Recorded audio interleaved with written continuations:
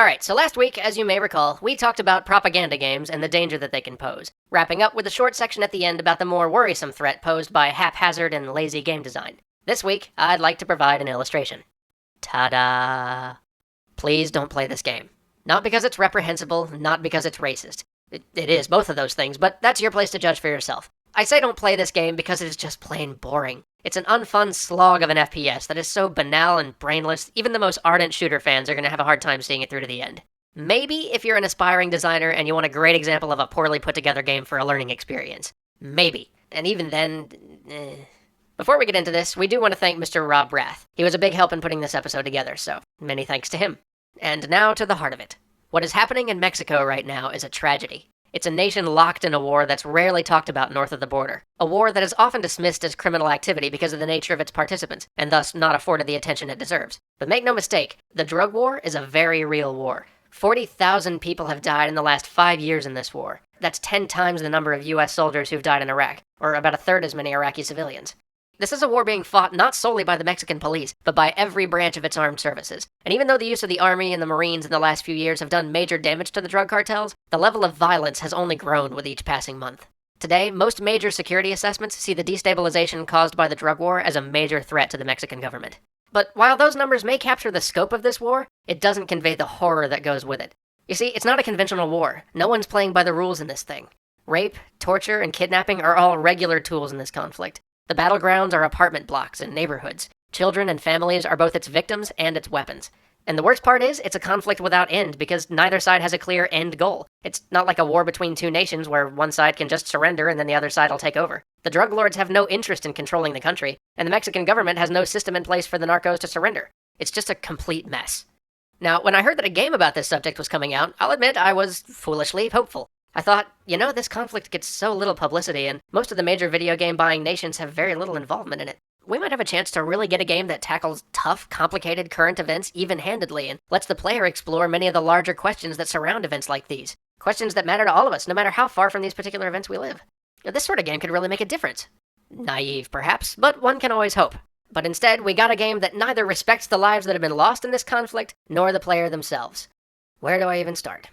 To begin with, this might be the most racist game I've ever played by a major publisher. I know we often see games guilty of turning minorities into horrible stereotypes, but Call of Juarez goes above and beyond. This is where that thing we warned about last week comes up. Lazy design leading to terrible misinformation. I don't know if the designers just weren't thinking about what any other play meant, or if they thought that maybe having playable minority characters in the game exempted them from any accusations of racism. Probably the former. But then from the very outset, they do go out of their way to mention that the female African-American FBI agent was only recruited through a minority outreach program. And you know what? I would totally let that slide if it weren't for the rest of the game.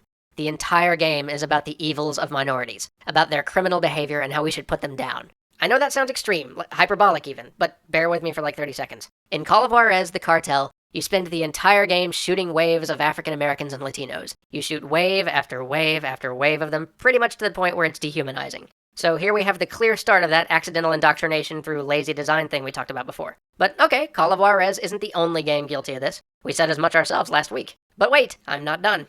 There is an achievement for killing black people.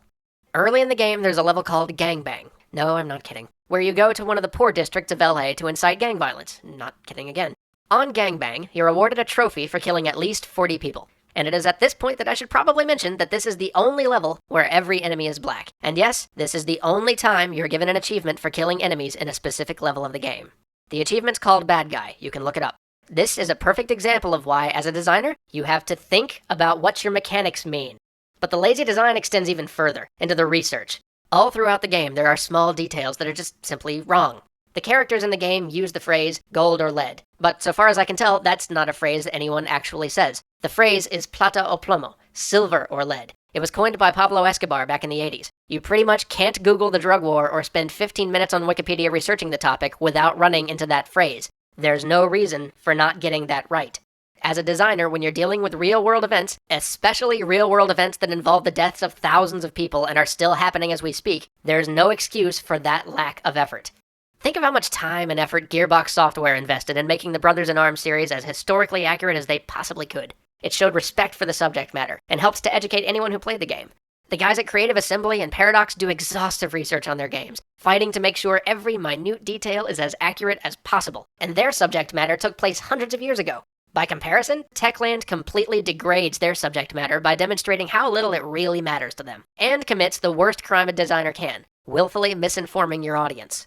But the small details aren't really what get me. No, it's the large ones, the tragic ones, that really bother me.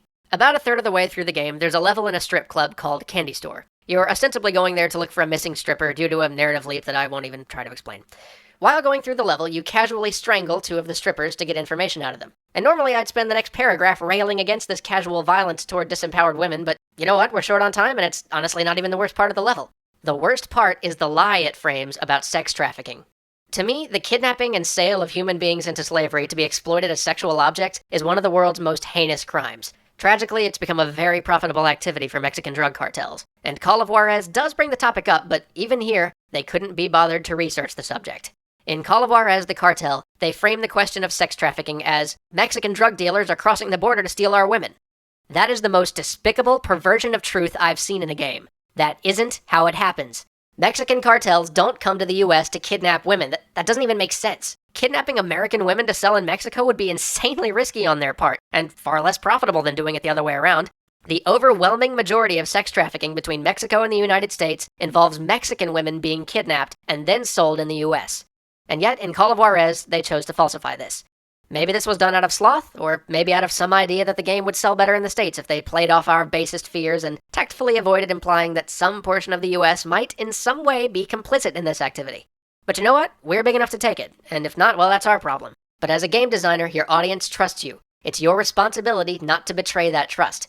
I'm willing to wager there's now at least one person out there who now believes more firmly that Mexicans are stealing our women because of this game. And that is f***ing disgraceful. It is a shame to what it means to be a designer, and it belies the responsibility we as a group hold when producing mass media. We can do a lot better than this. We can inform and educate and entertain, but failing all of that, we can at least be honest. Juarez, Mexico has the highest number of female homicides per capita in the world. I would really, really like it if this was the heaviest episode we ever have to make. Thanks for sticking with me. We'll see you next week.